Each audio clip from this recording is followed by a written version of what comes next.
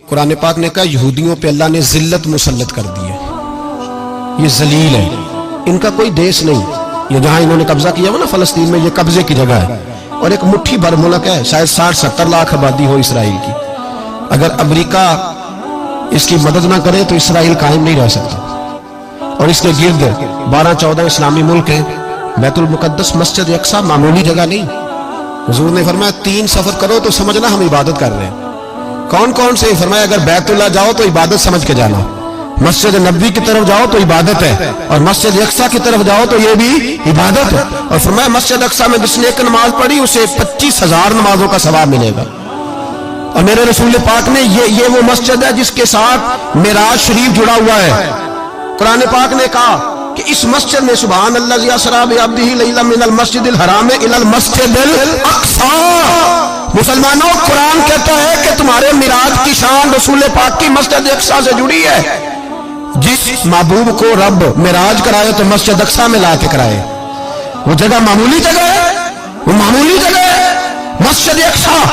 نبی پاک نے وہاں نبیوں کی امامت کرائی، 17 مہینے اس مسجد کی طرف منہ کر کے تیرے اور میرے رسول نے نمازیں پڑھی۔ چھوٹی جگہ ہے اور پوری دنیا کا مسلمان اسے چاہیے شرم سے گڑ جائے۔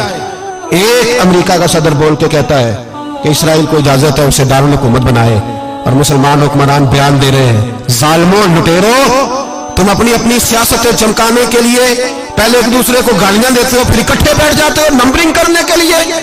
تم دین کے اس مسئلے میں سارے اکٹھے کیوں نہیں بیٹھے؟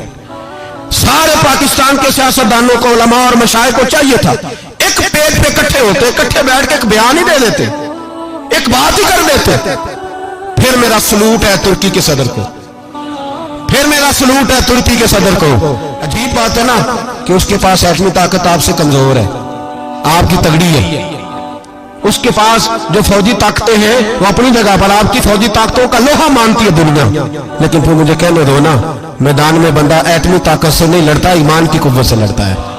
وہ بول اٹھا ہے نا، کیا کر لیا اس نے اپنی پارلیمنٹ سے خطاب کیا ہے۔ اس نے بہت عرصہ پہلے کہا تھا مسجد اقصی میری خواب میں آئی تھی اور رو کے کہتی تھی آئے مجھے کوئی صلاح الدین ایوبی کا ماننے والا، کوئی آئے مجھے بچائے۔ کہتے میری خواب میں آئی تھی اور روتی تھی، کہتی تھی کوئی آئے۔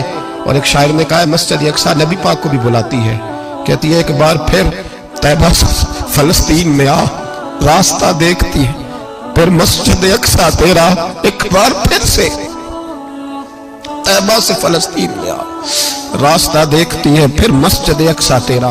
کوئی بول رہا ہے نہیں اتنا مقدس مقام، چھوٹے چھوٹے بیانوں، کہیں اکٹھے ہو جاؤ، پیش کوئی کر رہا ہوں بڑی جلدی۔ اس امریکہ کو لوگ ٹوٹتا ہوا دیکھیں گے، اس سے بکھرتا ہوا دیکھیں گے، اس سے لرزتا ہوا دیکھیں گے، اس لیے کہ مقابلے رب رسول سے اتنے آسان نہیں۔